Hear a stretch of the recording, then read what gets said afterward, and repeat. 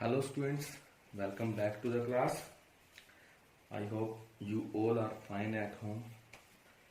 Okay. So as we have done in last lecture about velocity, and before that we have done speed and average speed. जैसा हमने speed के बाद average speed का किया, in similar way we are going to do average velocity after velocity. Velocity we have done in last lecture, so now we are going to do average velocity. By the word average, what comes in your mind? By seeing the word average, हम सभी के mind में क्या पहली बात क्या आती है कि कोई ऐसी चीज है या कोई ऐसी फ्रीक्वेंसीज हैं, कुछ ऐसी क्वांटिटीज हैं जिनका हमने एवरेज निकालना है। और हम करते क्या हैं, हम क्या करते हैं, उसके पहला थॉट क्या आता है माइंड में, क्वांटिटीज का फ्रीक्वेंसीज का टोटल करो, add them up and then frequencies के टोटल नंबर से डिवाइड कर दो। यही चीज तो करते हैं। For example, a cricket team scored 280 runs, and if I ask you to get the average of every player, what would you do? You do 280 by 11, and जो आंसर आएगा आप ये कहोगे कि ये पर प्लेयर एवरेज है। ऐसा ही तो है ना। और हमने ये स्पीड में भी किया कि एवरेज स्पीड कैसी थी, total distance covered by the object in total time या divided by total time. In similar way we are going to calculate average velocity. Average velocity that is total displacement. अब हम velocity की बात करें तो इसमें डायरेक्शन को भी इंक्लूड करेंगे। अगर डायरेक्शन को इंक्लूड करेंगे तब हम डिस्टेंस की बात नहीं करेंगे, हम किसकी बात करेंगे, displacement. So average velocity is total displacement bye total time taken by the object. पूरी डिस्प्लेसमेंट कितने टाइम में कवर करेगा, उस डिस्प्लेसमेंट को हम डिवाइड किससे कर देंगे, total time taken, which gives us the average velocity of the object. Okay, for example, आपकी बाइक आपके घर से स्कूल तक आती है एंड लेट के 5 किलोमीटर की दूरी पर स्कूल है, ठीक है, और स्कूल का रास्ता सीधा है बिल्कुल, जिसमें डायरेक्शन भी इंक्लूड होती है। तभी हम कहेंगे ना कि वो डिस्प्लेसमेंट कवर करेगा, डायरेक्शन होगी तो। ओके, तो 5 किलोमीटर डिस्प्लेसमेंट है और टाइम लगता है उसमें, हम मान लेते हैं, चलो टाइम लग गया उसमें कुछ 20 मिनट का, तो उसकी एवरेज क्या होगी, 5 किलोमीटर बाय 20। हमें इसके यूनिट्स भी चेंज करने पड़ेंगे, किलोमीटर्स में है तो मीटर्स में करना पड़ेगा, है ना। तो 5000 मीटर्स बाय 20 मिनट्स में जितने भी सेकंड्स आते हैं उनको सेकंड में कन्वर्ट करके इस फॉर्मूला में पुट कर दीजिए, आपके पास क्या आ जाएगी, एवरेज वेलोसिटी। क्लियर, यही बात है ना। Okay, now we are going to do acceleration. See there are two another ways to calculate average velocity in the view of uniform acceleration, and that we are going to do in further upcoming lectures after doing acceleration. Okay, acceleration क्या है, एक example से इसे भी clear करते हैं। For example, एक plane है, there is a plane which have a speed of 350 kilometre per hour in direction east. Okay, and it is going at the speed 350 kilometers per hour. In first hour, it has its speed 350 kilometers. In second hour, it has its speed 350 kilometers. And third hour में भी ये इसकी speed क्या है, 350 kilometers.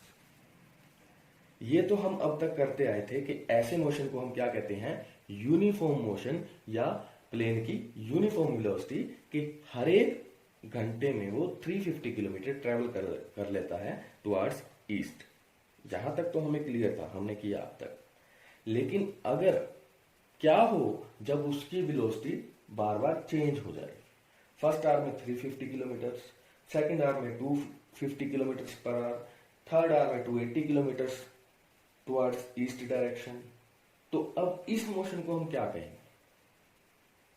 इस motion को हमने एक नया नाम दिया। We have introduce a new physical quantity here which is called acceleration. What is the name of physical quantity? Acceleration. Acceleration is a quantity which deals with the change in velocity. Most of the students think that कि acceleration एक ऐसी quantity है जहां पे कोई vehicle या कोई object high speed में चल रहा है। एक्सेलरेशन वर्ड से जो हम रूटीन लैंग्वेज में यूज करते हैं एक्सेलरेशन, उससे यही अंदाजा लगाया जाता है कि कोई ऑब्जेक्ट जब एक स्लो स्पीड से हाई स्पीड की तरफ मूव करे तो वो एक्सेलरेट कर रहा है। नहीं बेटा, that is wrong. Acceleration deals with the change in velocity. अगर किसी ऑब्जेक्ट की स्पीड कम भी हो रही है तब भी वो एक्सेलरेशन में जा रहा है। Okay, the object is going under acceleration too when it decreases its speed. Okay, now let us see its definition. Acceleration is change in velocity per unit time. Change in velocity per unit time, or acceleration of a body is defined as the rate of change of its velocity with time। कि किस rate से velocity time के साथ इसकी change हो रही है। ठीक है, okay. Change in velocity here, by change in velocity we means the difference between initial and final velocity. For example हमने बात की कि अगर एक कार 80 किलोमीटर पर आवर की स्पीड से जा रही है, लेकिन वो शुरू कहां से हुई थी? जीरो से।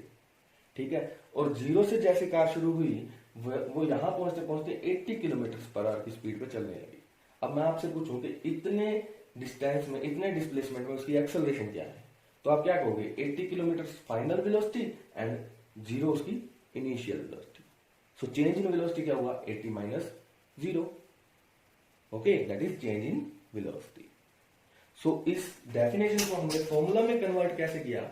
Acceleration is given by v stands for final velocity, u stands for initial velocity. These denotations we are going to use again and again. Please keep in mind, v stands for final velocity and u stands for initial velocity, and t stands for time. A denotes here acceleration. Acceleration is equal to v minus u, that is change in velocity. Very good. And by time, per unit time. Okay, change in velocity per unit time. So it is the formula for acceleration. Now what are the units for acceleration? Units की बात करें तो हमने क्या किया? Formula क्या है? Change in velocity, change in velocity by time. तो जैसे हमने पिछले लेक्चर्स में भी किया कि units of acceleration is equal two units of velocity and units of time. अब वेलोसिटी के यूनिट्स क्या थे? Metre per second, metre per second. तो वेलोसिटी की जगह मैंने क्या रख दिया? ये metre per second, metre per second. Okay, and यहां पे टाइम अलग से भी है एक बार। तो इस मीटर पर सेकंड के साथ हमने एक और सेकंड को हमने मल्टीप्लाई कर दिया, which gives us metre per second square, metre per second square, which are the units for acceleration. Okay students, so in this lecture we have done average velocity, which is equal to total displacement by my total time taken. Clear? Acceleration, that is change in velocity. Now see, change in velocity. अब change कैसे होगा? Last lecture में मैंने आपको बताया था velocity changes with the change in two aspects. One is speed of the object and second is direction of the object. Here also acceleration changes with changes in two aspects. One is change in velocity and second is change in direction. So we are talking about direction. So acceleration is a vector quantity. Okay, now see how acceleration changes. If I say 350 kilometre per hour की speed पे चल रहा था कोई plane, ठीक है। तो 350 kilometre per hour की स्पीड पे चल रहा था। नेक्स्ट टाइम पे वो क्या हुआ कि 280 किलोमीटर पर आवर की स्पीड पे चल रहा है। नेक्स्ट टाइम में वो क्या हुआ कि 380 किलोमीटर पर आवर की स्पीड पे चल रहा है plane. So is it accelerating और not? Surely, obviously, it is accelerating. Why? There is a change in velocity. And then, second scenario. हमने चेंज इन एक्सेलरेशन तो देखा कि चेंज इन वेलोसिटी के कारण चेंज इन एक्सेलरेशन हुआ। अब plane जा रहा है सीधा, ठीक है। तो क्या हुआ कि ईस्ट की तरफ जा रहा था, साउथ की तरफ से टर्न करना पड़ गया। ओके, साउथ की तरफ टर्न करना पड़ गया, तो क्या चेंज होगा एक्सेलरेशन में? ऑब्वियसली होगा। क्यों? क्योंकि जैसा वेलोसिटी में था, वेलोसिटी के मैग्नीट्यूड चेंज होने पे भी वेलोसिटी में चेंज होता है, और वेलोसिटी की डायरेक्शन, ऑब्जेक्ट की डायरेक्शन चेंज होने पे भी वेलोसिटी में चेंज होता है। सिमिलरली एक्सेलरेशन में भी ऐसा है। एक्सेलरेशन में वेलोसिटी के मैग्नीट्यूड चेंज होने पे भी चेंज आएगा, और ऑब्जेक्ट की डायरेक्शन में भी चेंज होने पे एक्सेलरेशन चेंज होगी। एक कॉमन एग्जांपल से इसे समझते हैं। For example, you are sitting in a car की स्पीड थी 80 किलोमीटर पर आवर, लेकिन थोड़ी देर बाद ट्रैफिक मिल गया, कार की स्पीड होगी 60 किलोमीटर पर आवर। थोड़ी देर बाद और ज्यादा ट्रैफिक मिल गया, कार की स्पीड होगी 30 किलोमीटर पर आवर। एक्सेलरेशन हो रही है? जरूर हो रही है। क्यों? क्योंकि चेंज इन वेलोसिटी आ रहा है। दूसरा केस, कार की स्पीड है 80 किलोमीटर पर आवर, जा रही है, एक बड़ा टर्न आया, ईस्ट की तरफ जा रही है, बड़ा टर्न आया साउथ की तरफ, और कार ने क्या किया, उसी वेलोसिटी पे अपनी डायरेक्शन चेंज कर दी। अब क्या एक्सेलरेशन हो रही है? आपको यूं फील होगा कि आपको एक आउटवर्ड फोर्स लग रहा है जब कार चेंज हो, अपनी डायरेक्शन चेंज करते हैं। होता है फील, आपने भी एक्सपीरियंस किया होगा कि जब आपका व्हीकल डायरेक्शन चेंज करता है ज्यादा हाई स्पीड पे, तो आपको भी एक इनवर्ड और आउटवर्ड फोर्स लगता है, ठीक है। तो क्या वो एक्सेलरेशन में जा रही है कार? बिकॉज हाँ जी, ऑब्वियसली जा रही है, श्योरली। क्यों? क्योंकि इसमें डायरेक्शन में चेंज आ रहा है। ओके स्टूडेंट्स, सो एक्सेलरेशन दो एस्पेक्ट से चेंज होगी, velocity of the object and direction of the object. And what are the units of acceleration? Metre per second square. Clear? इस लेक्चर में इतना ही। फर्दर हम देखेंगे average velocity in the aspect of uniform acceleration. Okay students, thank you class.